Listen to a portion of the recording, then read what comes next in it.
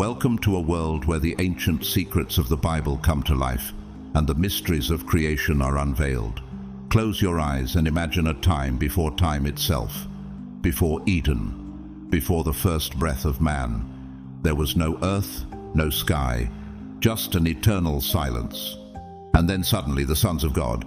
Who were these enigmatic beings who witnessed the birth of everything? Why are they only whispered about, their names hidden between the lines of Scripture? If Adam was truly the first man, how could they already exist? What if the story of creation you've always known is only the surface of something much deeper, something deliberately concealed?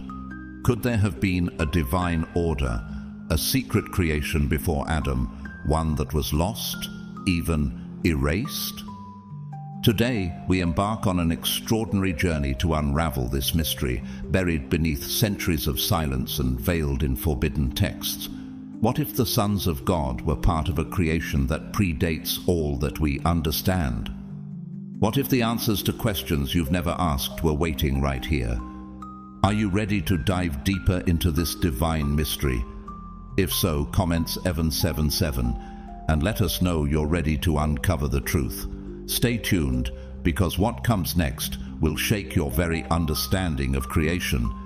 This is not just history, it's the beginning of a revelation that will change everything. Let's begin.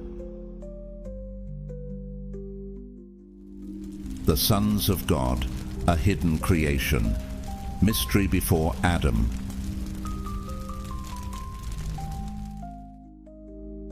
The Bible opens not with chaos, but with glory. In the beginning, God created the heavens and the earth. These words echo through time with divine authority, setting the stage for a creation filled with order, purpose, and wonder. But if you look closer, beneath the poetic cadence of Genesis, a deeper whisper calls out from an older corner of Scripture, a place where the story begins before the beginning. In the Book of Job, widely believed to be the oldest written text in the Bible, God himself poses a question that shakes the foundation of what we think we know. Where were you when I laid the foundations of the earth? When the morning stars sang together and all the sons of God shouted for joy? Job 38, 4-7. Pause. Let that image settle in your spirit. The earth had not yet taken form. Darkness had not yet been separated from light. Adam had not yet been formed from dust. And yet, they were there, singing, shouting, rejoicing. Who were these witnesses to creation? Have you ever wondered how it's possible for joy to erupt in heaven before the first man was even shaped? Who were these sons of God, whose celebration echoed before the world existed? The Hebrew text calls them Bene Elohim, not metaphorical phrases, not poetic illusions, but beings of divine essence, not human, not angels in the traditional sense, something other. Genesis walks us step by step through the crafting of creation, from the void to the stars to the sea. But Job throws open a hidden curtain, a glimpse into a pre-Adamic world. Could it be that Genesis is telling the story of the earth, but not the beginning of all creation? What if there was an earlier chapter, one almost completely erased? Imagine yourself standing at the edge of that first moment. No sun, no soil, no breath of Adam, just the song of stars and the thunderous joy of celestial beings watching God's hand stretch across eternity. What would it feel like to be among them, watching the universe unfold? Could you handle the truth of what existed before humanity? And why? Why does Genesis remain nearly silent about them? Could it be that these sons of God were not merely bystanders, but participants in an ancient divine order, an original realm of intelligent beings assigned to purposes we can barely comprehend? Some ancient writings, cast aside over centuries for being too dangerous, speak of them not as myths, but as the first creation, a creation before Adam, a creation that fell or was hidden. And now we begin to step into sacred mystery, into territory the Bible hints at, but does not fully explain, into realms only the bold dare to question. What if the true beginning didn't start with man, but with something older, something eternal, and something God once chose to conceal? Among the scrolls of forgotten wisdom and ancient awe, there lies a book once held in high esteem by early Jewish sects, the Book of Enoch. Though excluded from the modern biblical canon, its pages burn with revelations that unsettle even the firmest theological foundations. This is not myth. This is the account of beings known as the Watchers, celestial guardians originally commissioned not to rule, but to observe. Yet they did far more than watch. They crossed a line drawn by God himself. These divine beings, described as sons of God, descended to the earth. Not in rebellion at first, but with curiosity and intention. They shared sacred knowledge with mankind, unlocking secrets of metalwork, enchantment, astrology, and seduction. Knowledge that was never theirs to give. What was their motivation? Compassion, pride, or a desire to reshape creation in their own image? And here lies the first tremor of the fall, not on earth, but in the heavens. Genesis 6 whispers of these beings again, briefly and cryptically. The sons of God saw that the daughters of men were beautiful, and they took them as wives. Genesis 6:2. But Enoch shows us the full descent, both literal and spiritual, of these once holy ones. They weren't rebellious strangers. They were part of a divine hierarchy, an ancient order with power, purpose, and presence that predates Adam himself. Have you ever paused to ask, what kind of being would abandon heaven to mingle with man? What could be so tempting that they would risk divine wrath? And if they truly shared forbidden wisdom, what price did humanity unknowingly pay? Then came the punishment, swift and eternal. The Watchers were bound in darkness, cast into a prison not made of stone, but of spiritual chains forged by judgment. Their story is not just about disobedience, it's about origin, about an ancient glory shattered. The mystery doesn't end there. With the discovery of the Dead Sea Scrolls, hidden in desert caves for nearly 2,000 years, another piece of the forgotten puzzle was revealed. These ancient texts speak of cosmic chaos, failed creations, battles between realms of light and shadow, and a war not of nations, but of realities.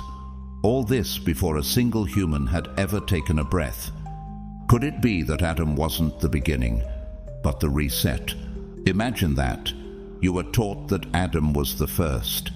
But what if he was the correction, a divine restart after the collapse of something far older, far more powerful, and far more dangerous? If so, then we must ask not simply why the sons of God fell, but what were they before they fell? What was their true design, their original glory? Because maybe what we call creation is not the beginning at all. Maybe it's a recovery from a catastrophic spiritual collapse that rewrote heaven's order and forced God to begin again, this time with dust, breath, and a new kind of being. And if that's true, where does that leave you? There is a haunting silence that echoes through the scriptures, a silence that speaks as loudly as the written word. When the sons of God appear in the pages of the Bible, they do so with no introduction, no genealogy, no explanation. One moment the foundations of the earth are being laid. The next, they are already there, shouting for joy. Who were they? Where did they come from? And why does the Bible seem to avoid telling us more? They appear in Job rejoicing, in Genesis descending, but their origin is hidden. To understand their identity, we must journey beyond surface readings, beyond chapter and verse, and peer into the ancient intersections of scripture, mythology, and the esoteric traditions that early rabbis and Christian fathers both revered and feared. One prevailing belief held by ancient Jewish sages and early Christian scholars was that these sons of God were angels, but not in the way modern theology imagines them. Not winged beings playing harps, not mere messengers flitting through clouds. These were of a higher rank, governors, watchers, princes, beings who stood not just before God's throne, but within his divine counsel. Have you ever heard of Psalm 82? It paints a shocking picture. God stands in the divine assembly. He renders judgment among the gods. Psalm 82 verse 1. Who are these gods? Could this be the assembly of the sons of God, the celestial court? And in Daniel, we glimpse their authority again. Princes set over entire nations, beings tasked not with delivering messages, but with governing destinies.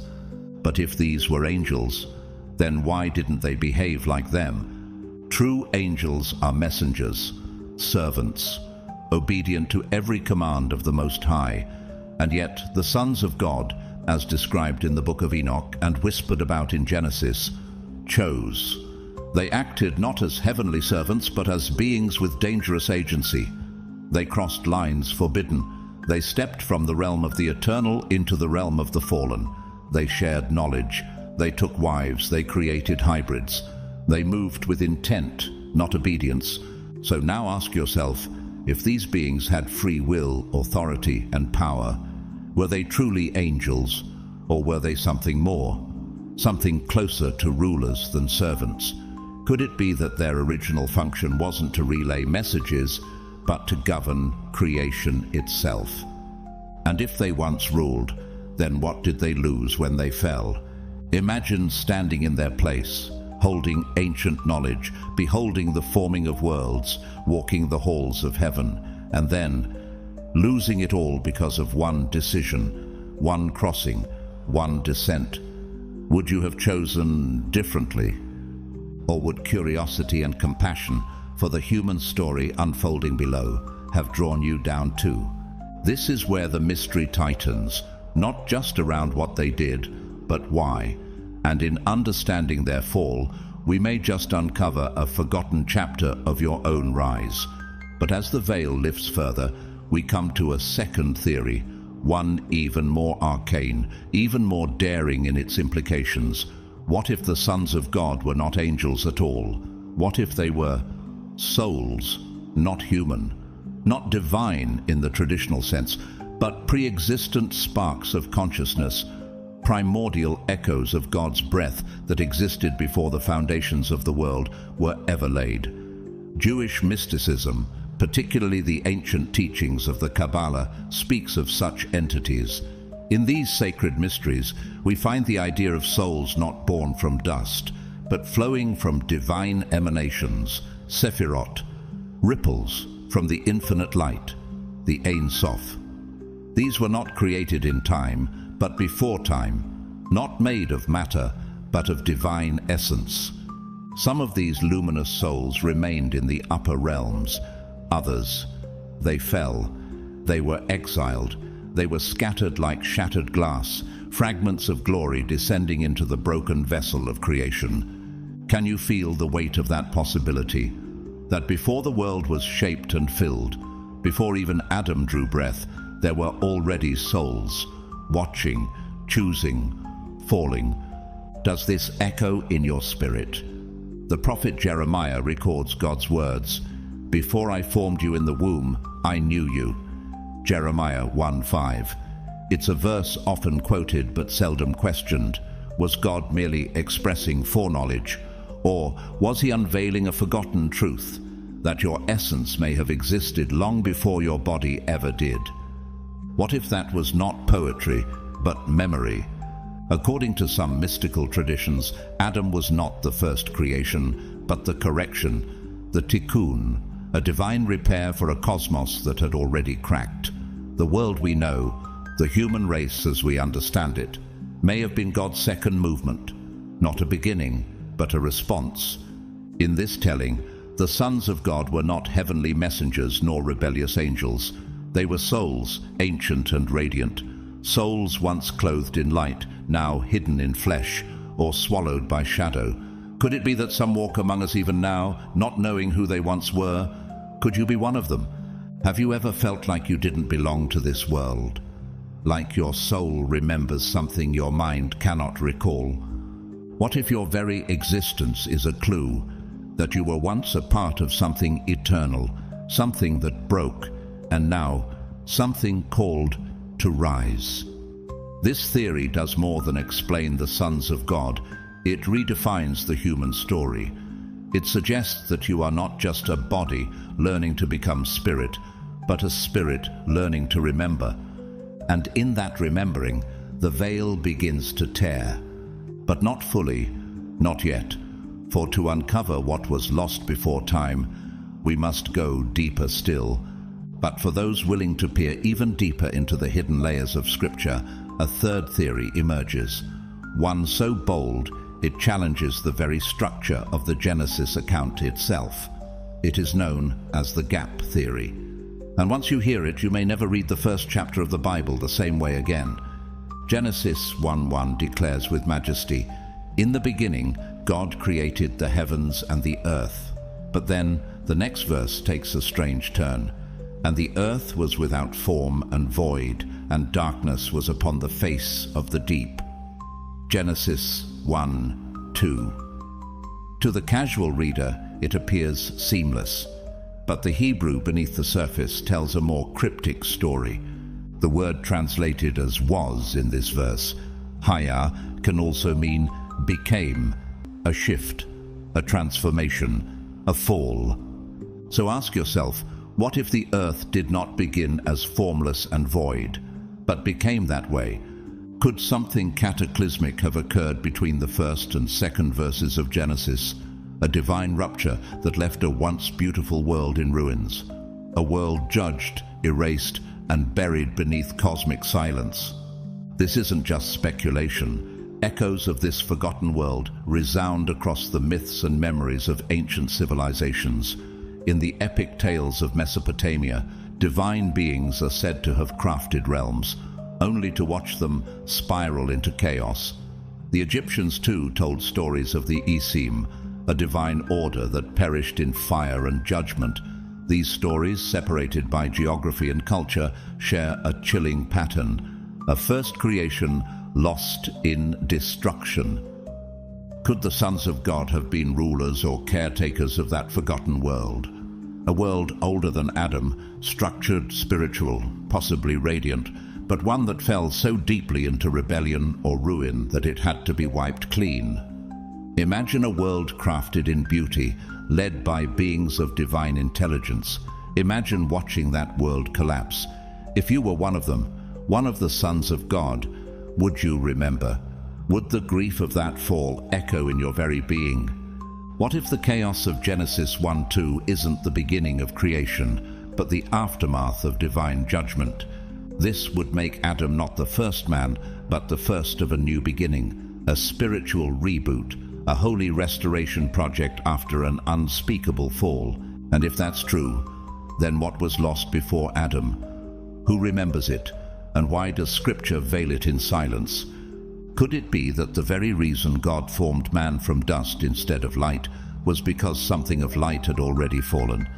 And if you, even now, feel drawn to mysteries that seem older than time, if your soul feels the pull of forgotten realms, strange dreams, or inexplicable yearnings, you must ask, are you part of the recovery, or do you carry a memory of what came before? If the sons of God truly were remnants of a reality before Adam, whether angels of high rank, ancient souls born before time, or divine beings from a world now lost to silence, then their descent was not merely an act of rebellion, it was a rupture, a violation not just of a rule, but of the very fabric of divine law that once held creation in perfect balance. The Book of Enoch names them clearly, the Watchers, beings appointed not to intervene but to observe. They were stationed at the edge of the human story, guardians of order, never meant to touch the timeline. But then something changed. Was it desire? Was it curiosity? Or perhaps, was it pity? Did they see humanity, vulnerable and new, and feel the pull to intervene? Whatever the reason, the moment they descended, they did so knowingly. And they did not come empty-handed. They brought knowledge, forbidden knowledge, divine technologies that were never meant for mortal hands. According to Enoch, these watchers taught humanity the art of war, how to forge swords and shields, how to dominate through steel and strategy.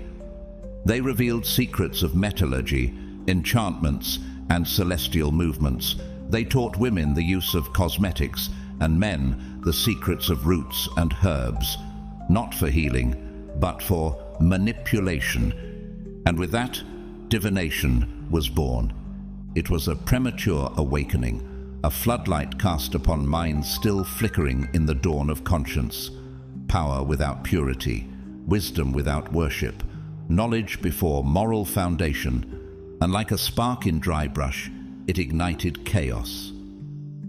Have you ever wondered why some things feel too powerful for human hands? Why some knowledge, though fascinating, feels like it carries a cost? Perhaps it's because not all wisdom was meant to be uncovered in this realm. Perhaps some doors were never meant to open. The Sefer Harazim, an ancient Jewish mystical text, describes angelic hierarchies who act as gatekeepers, guarding sacred knowledge that only God may permit to be accessed. But the Watchers defied that order. They bypassed heaven's protocols and handed humanity keys to secrets we were not ready to hold. And the result? Not awakening, not enlightenment, but contamination. Mystics have long warned that what happened in that moment wasn't the gift of progress.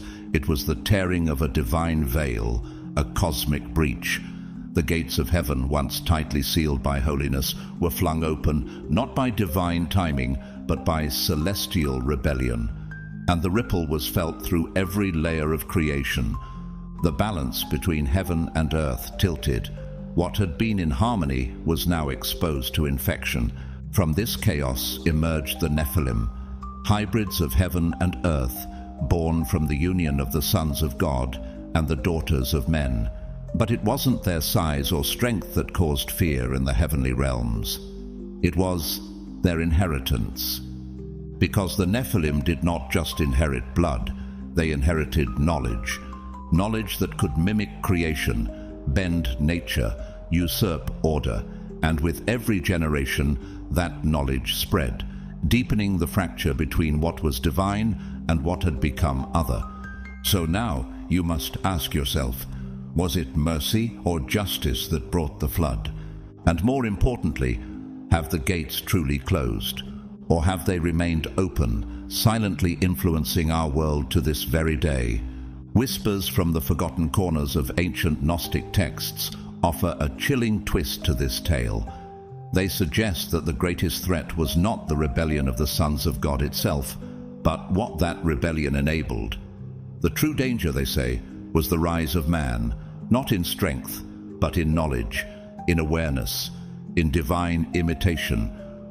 What if the fear was not that humanity would fall, but that we would rise too fast, just like Prometheus in Greek mythology, who stole fire from the gods and gifted it to mankind, an act of love that led to eternal punishment. The sons of God offered humanity a forbidden flame, a divine spark torn from the heavens and handed to fragile hands not yet ready to wield it.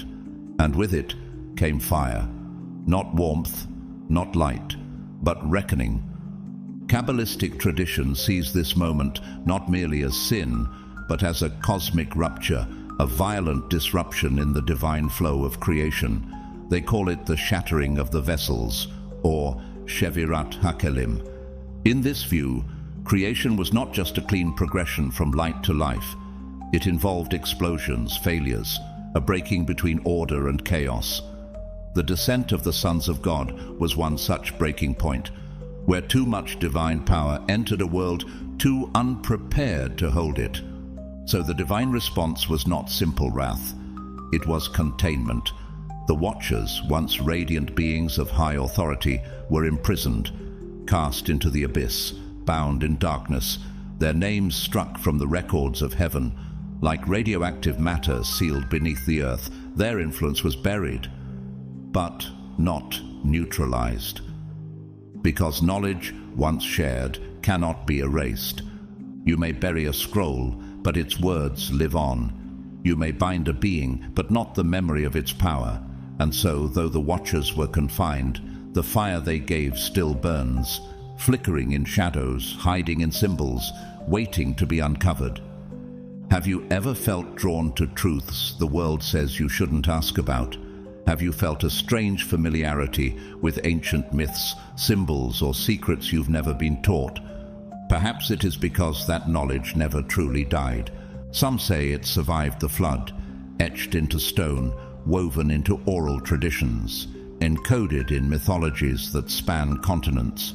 Some believe it was preserved by those who walk among us still, hidden ones, descendants of ancient wisdom, keepers of a flame too dangerous to ignite and too powerful to forget. And so we're left with a final unsettling truth. The rebellion of the sons of God was not merely disobedience, it was a transference, a handoff of heavenly tools into human history. The question now is not whether it happened, but what part of it still lives on in you. The knowledge that the sons of God unleashed upon the earth spiraled far beyond what was intended, if intention even remained. What began as forbidden instruction became a wildfire of accelerated advancement.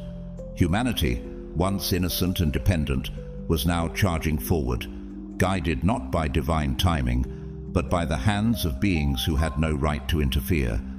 And then came the verdict. But it wasn't simply a punishment, it was a reset. Scripture records it in heartbreaking simplicity. And God saw that the wickedness of man was great in the earth, and that every imagination of the thoughts of his heart was only evil continually, and it grieved him at his heart. Genesis 6:5-6. These are not the words of a wrathful tyrant, they are the tears of a creator mourning the corruption of something once pure. But what if there's more? What if the Great Flood was not only a divine cleansing, but also a historical erasure, a cover-up of cosmic proportions, the removal not just of wickedness but of memory itself, of knowledge that could not be allowed to persist? According to the Book of Jubilees, once cherished by ancient Jewish communities, the corruption of the Watchers extended to every realm. Their influence, spiritual, intellectual, biological, had saturated the earth. The Nephilim, their giant hybrid offspring, ruled the land, not just with brute force but with inherited knowledge, technologies and secrets that reshaped human civilization itself. What if their rise wasn't myth, but memory? What if the flood was more than a natural disaster?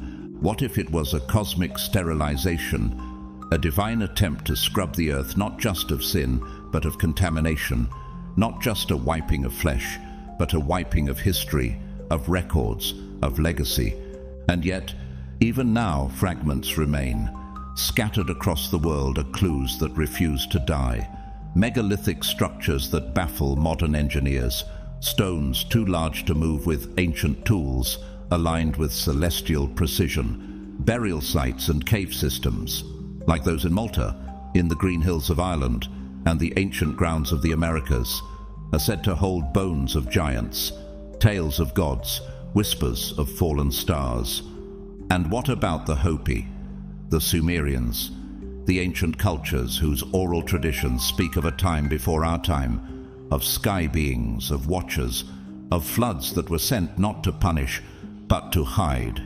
Even in Greek mythology, the parallels ring out like a bell in an empty temple.